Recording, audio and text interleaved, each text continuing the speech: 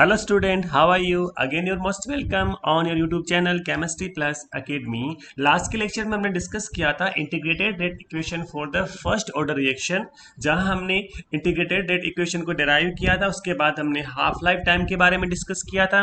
उसके बाद हमने डिफरेंट टाइप के एग्जाम्पल्स को डिस्कस किया था और साथ में हमने एवरेज लाइफ टाइम को डिस्कस किया था।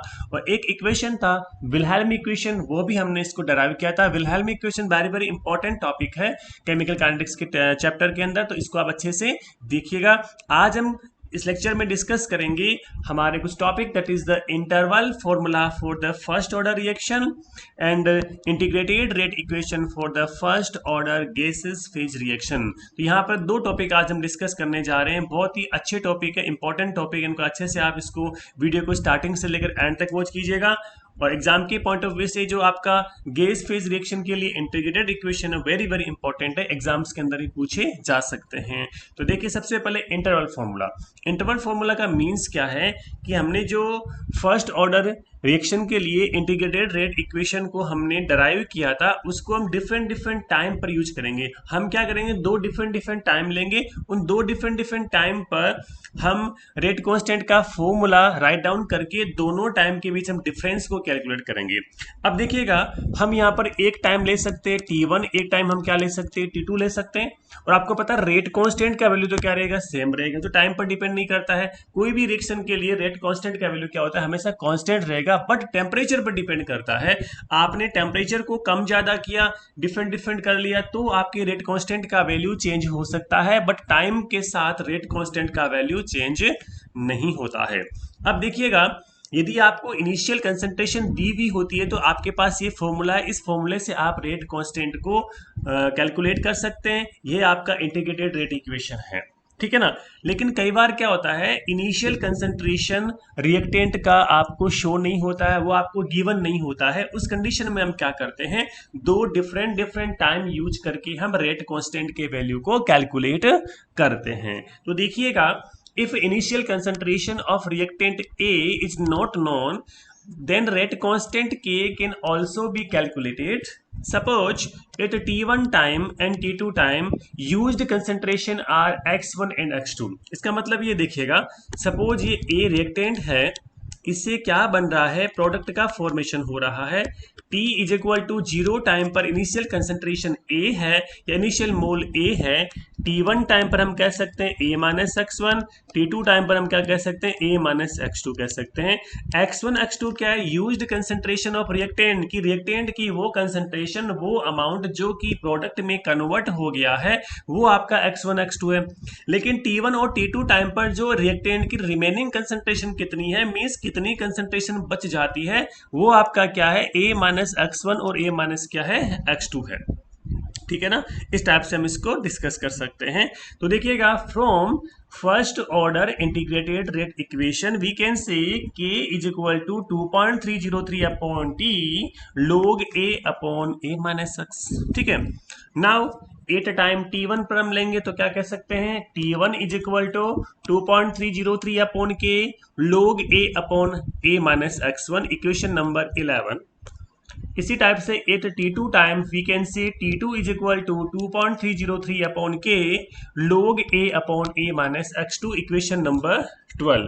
अब हम क्या करेंगे, इक्वेशन नंबर 12 में से 11 को हम माइनस करेंगे, सब्सट्रैक्ट करेंगे, तो आप देख सकते हैं T2 minus T1 is equal to, यहाँ पर देखिएगा 2.303 अपॉन के, ये कॉमन वैल्यू है इसके अंदर दोनों इक्वेशन में, तो इसको हम कॉमन लेके इसको आप इस टाइप से लिख सकते हैं, log A upon A minus X2 minus log A upon A minus X1। Now you know that log m minus log n is equal to log m upon n। तो अब हम क्या करेंगे, इस इक्वेशन को इस फॉर्म में लिखेंगे। तो देखिएगा, T2 minus T1 is equal to 2.303 upon K log A minus X1 upon A minus X2। अब देखिए, A माइनस X1 को हम यूज कर सकते हैं as a C1, A minus X2 को हम C2 यूज कर सकते हैं। C1 का मीन्स है T1 टाइम पर कंसंट्रेशन ऑफ A, C2 का मीन्स क्या है, T2 टाइम पर कंसंट्रेशन ऑफ A। अब देखिए T2 माइनस T1 को हम क्या लिख सकते हैं, डेल टी लिख सकते हैं। तो del T is equal to 2.303 upon K log C1 upon C2। अब इसको हम के इक्वल करेंगे, के को यहाँ लेके जाएंगे, डेल्टा को यहाँ लेके जाएंगे, तो K is equal to 2.303 upon delta t log C1 upon C2, equation number 13। तो ये आपका रेट कांस्टेंट का वैल्यू यहाँ पर कैलकुलेट कर सकते हैं। यहाँ पर आप देख सकते हैं इस फॉर्मूले में कहीं भी इनिशियल कंसंट्रेशन को यूज नहीं किया गया है। यहाँ पर हमने यूज किया है T1 टाइम पर कंसंट्रेशन और T2 टाइम पर कंसंट्रेशन को यूज किया है। तो इस टाइप से आप इंटरवल फॉर्मूला को डराइव कर सकते हैं। तो ये था आपका interval formula for the first order reaction. I think clear है। इसके बाद हम बात करेंगे integrated rate equation for the first order gas phase reaction. इसका मतलब क्या है, इस रिएक्शन में रिएक्टेंट एंड प्रोडक्ट दोनों क्या होंगे, गैसेस स्टेट में होंगे। ठीक है, तो suppose a gases phase reaction, here A gives B plus C. A यहाँ पर रिएक्टेंट है, बी और सी यहाँ पर क्या प्रोडक्ट है। तो आप ए को भी गैसेस स्टेट में लेंगे, बी को भी गैसेस स्टेट में लेंगे, सी को भी हम क्या लेंगे, गैसेस स्टेट में लेंगे। अब देखिए हम पहले ले रहे इनिशियल टाइम। इनिशियल टाइम का मीन्स होता है t is equal to 0 time है। उस कंडीशन में हम कह सकते हैं रिएक्टेंट का जो इनिशियल प्रेशर है वो पी है। पी क्या है, एटमॉस्फेयर में जो प्रेशर, इनिशियल प्रेशर, आई का means initial pressure of reactant. इसका मतलब पहले कंडीशन में t is equal to 0 time पर b और c नहीं है, इसका मतलब इसका प्रेशर कितना होगा, 0। क्योंकि आपको पता है गैसेस के केस में कंसंट्रेशन यूज नहीं करते, हम प्रेशर को यूज करते हैं, पार्शियल प्रेशर। ठीक है, एट टाइम t सपोज इस पी का x जो प्रेशर है वो b और c में कन्वर्ट हो गया, तो हम कह सकते हैं P minus X, then B is equal to X atmosphere, C is equal to हो जाएगा एक्स एटमोस्फियर हो जाएगा। अब देखिए टोटल प्रेशर क्या होगा। टोटल का मीन्स क्या होता है कि एट टी टाइम पर रिएक्टेंट एंड प्रोडक्ट दोनों का प्रेशर कितना है वो हम देखते हैं। तो P T is equal to P I minus X plus X plus X. तो यहाँ पर एक्स से एक्स एक कट जाएगा तो क्या बचेगा, P I plus x. This is the total pressure of the reaction mixture, जिसमें प्रोडक्ट भी इंक्लूड है, रिएक्टेंट भी इंक्लूड है।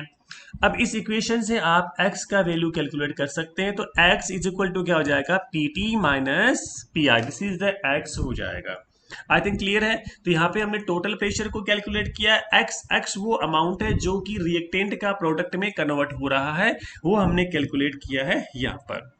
अब देखिए pressure of A at time t, कि इस A का प्रेशर T टाइम पर कितना है वो देखेंगे। तो आपको पता है वो कितना आ रहा है, यहाँ पर P A is equal to P I minus X आ रहा है। ठीक है, तो P A is equal to P I minus X यहाँ पे आ रहा है। तो अब देखिए यहाँ पर आप इस x का वैल्यू यहाँ से पुट करेंगे, यहाँ जैसे इस x का वैल्यू पुट करेंगे तो P I minus P T minus P I हो जाएगा। उसके बाद देखिए आप इसको ब्रैकेट को बाहर निकालेंगे तो क्या होगा, P I minus P T plus P I. इसका मतलब पी आई आपस में ऐड हो जाएंगे तो बनेगा 2 P I minus P T. This is the value of P A. P A means pressure of A at time T, this is the P A हो जाएगा। ओके, आई थिंक आप समझ रहे हैं इस चीज को। तो पी ए का वैल्यू आपने कैलकुलेट कर लिया है। अब हम क्या करेंगे, इंटीग्रेटेड इक्वेशन को यूज करेंगे जो हमने फर्स्ट ऑर्डर रिएक्शन के लिए डेराइव की थी। उस इक्वेशन से हम क्या करेंगे, इसको गैसेस फेज में कन्वर्ट करेंगे। तो आपके पास यहाँ पर पी ए का वैल्यू है, टोटल प्रेशर भी आपके पास है, इनिशियल प्रेशर आपका पी आई है, ये सब आपके पास वैल्यू यहाँ पर आ चुकी है। अब देखिए from integrated rate equation for the first order reaction, तो अब देखिएगा ये इक्वेशन हमने डेराइव किया था, k is equal to 2.303 upon T log a upon a minus X. Here A is equal to initial concentration, A minus X is equal to concentration of reactant at time T. Okay, in the form of pressure, we can say here K is equal to 2.303 upon T log PI means initial pressure, जहां initial concentration था वहां initial pressure रहेगा। PA means pressure of A at time T. Here A minus X is equal to concentration of reactant A at T time. तो we can say here K is equal to 2.303 upon T log PI, और PA का value अभी हमने calculate किया था 2 PI minus PT. This is the equation number 1. This is the integrated rate equation for the first order gas phase reaction, जहां पर gases phase को हमने यूज किया है रिएक्टेंट की और प्रोडक्ट की, और जहां भी गैसेस फेज हम यूज करते हैं वहां पर कंसंट्रेशन यूज ना करके हम प्रेशर को यूज करते हैं। तो इस टाइप से हमने प्रेशर के फॉर्म में integrated rate equation for first order kinetics को हमने डिफाइन किया है। आई थिंक ये टॉपिक आपके क्लियर हो गया है। तो आज के लेक्चर में अभी हमने डिस्कस क्या क्या किया है, एक तो हमने किया इंटरवल फॉर्मूला, एक हमने किया है integrated rate equation for the gas phase first order reaction. अब देखिए हमने हाफ लाइफ टाइम को डिस्कस किया था जीरो ऑर्डर रिएक्शन और फर्स्ट ऑर्डर रिएक्शन के लिए। अब यह कॉमनली हम बात करेंगे हाफ लाइफ टाइम क्या होता है, वो ये कंसंट्रेशन पर किस टाइप से डिपेंड करता है डिफरेंट डिफरेंट टाइप की ऑर्डर रिएक्शन के लिए, ठीक है ना। अब देखिए कैसे हाफ लाइफ टाइम का मीन्स क्या है, देखिए the time in which the concentration of reactant molecule remains just half of the initial concentration is known as the half life time. It is denoted by the T half. इसका मतलब क्या है कि जिस time पर reactant molecule की concentration का value initial concentration से हाफ हो जाता है, या फिर रिएक्टेंट मॉलिक्यूल की हाफ कंसंट्रेशन प्रोडक्ट में कन्वर्ट हो जाती है, उसी को हम टाइम को हम बोलेंगे हाफ लाइफ टाइम बोलेंगे। इसको हम डिनोट किससे करते हैं, टी हाफ से करते हैं। अब देखिए सपोज कोई nth ऑर्डर रिएक्शन है, कोई n ऑर्डर वाले रिएक्शन है, उसके लिए जब हम टी हाफ ऑफ और रिएक्टेंट की कंसंट्रेशन में ग्राफ को रिएक्टेंट कंसंट्रेशन में रिलेशनशिप की बात करते हैं, तो टी हाफ और इनिशियल कंसंट्रेशन में ये रिलेशनशिप होता है, T half is equal to a power 1 minus n। इसको जब आप इस टाइप से भी राइट डाउन कर सकते हैं, T half is equal to 1 upon A N minus 1। इस टाइप से T half directly proportional to ये रहेगा। अब प्रोपोर्शनलिटी जो सिंबल को जब हम यहाँ से रिमूव करते हैं तो अपन कांस्टेंट यूज करना पड़ता है, और डिफरेंट डिफरेंट रिएक्शन के लिए अलग अलग जो टी हाफ का वैल्यू होता है आपको पता ही है। अब हम बात करते हैं यहाँ पर एन क्या है। देखिए यहाँ पर जो एन है ना, एन यहाँ पर है ऑर्डर ऑफ रिएक्शन है। क्या है, ऑर्डर ऑफ रिएक्शन। कहाँ पे ये एन का जो वैल्यू है, तो देखिए for zero order reaction T half is directly proportional to A.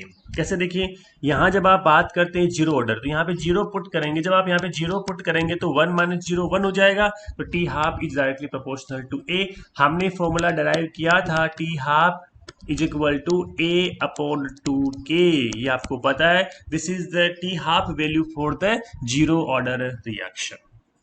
Okay, now for the first order reaction की बात करते हैं, तो देखिए T half directly proportional to A not. कैसे, देखिए यहाँ पर फर्स्ट ऑर्डर, तो यहाँ पर 1 कर दीजिए, जब आप यहाँ पर 1 करेंगे तो 1 माइनस 1 जीरो हो जाएगा, यहाँ पर ए पावर 0, और आपको पता है किसी की भी पावर 0 का मीन्स होता है 1। इसका मतलब यहाँ पर इनिशियल कंसंट्रेशन पर टी हाफ का वैल्यू डिपेंड नहीं करेगा, तो आप यहाँ लिख सकते हैं टी हाफ ए पर डिपेंड नहीं कर रहा। और अभी हमने टी हाफ का फॉर्मूला डराइव किया था लास्ट के लेक्चर में 0.693 अपॉन के, ठीक है। तो वहां पर हमने डराइव ये किया था 0.693 अपॉन के। This is the half life time for the first order reaction. अब देखिए हम बात करते हैं फॉर सेकेंड ऑर्डर रिएक्शन। तो सेकेंड ऑर्डर रिएक्शन के लिए हम देखिए यहाँ पर n का वैल्यू हम रखेंगे 2 रखेंगे। जब n का वैल्यू हम 2 पुट करेंगे तो a की पावर -1 रहेगा, तो a की पावर -1 का means T half directly proportional to 1 upon a। जब हम सेकेंड ऑर्डर के लिए टी हाफ का वैल्यू कैलकुलेट करते हैं तो ये वैल्यू होता है T half is equal to 1 upon K A होता है, ठीक है ना। तो इस टाइप से ये वैल्यूज होती है टी हाफ की। तो ये हमने डिस्कस किया है टी हाफ वैल्यू को डिफरेंट डिफरेंट टाइप की ऑर्डर की रिएक्शंस के लिए। तो आपको T half is a very very important topic, exam के पॉइंट ऑफ व्यू से इससे न्यूमेरिकल्स क्वेश्चंस भी आ सकते हैं एग्जाम्स के अंदर, तो अच्छे से इस टॉपिक को क्लियर करने का ट्राई कीजिएगा। तो आज के लेक्चर में इतना ही हम डिस्कस करेंगे। नेक्स्ट लेक्चर में हम डिस्कस करेंगे अगले जो टॉपिक केमिकल काइनेटिक्स के, जैसे कि आरएनएस इक्वेशन और टेम्परेचर का क्या इफेक्ट होगा रेट कांस्टेंट पर। तब तक देखते रहिए केमिस्ट्री प्लस एकेडमी, एंजॉय कीजिए केमिस्ट्री के साथ। Thank you so much.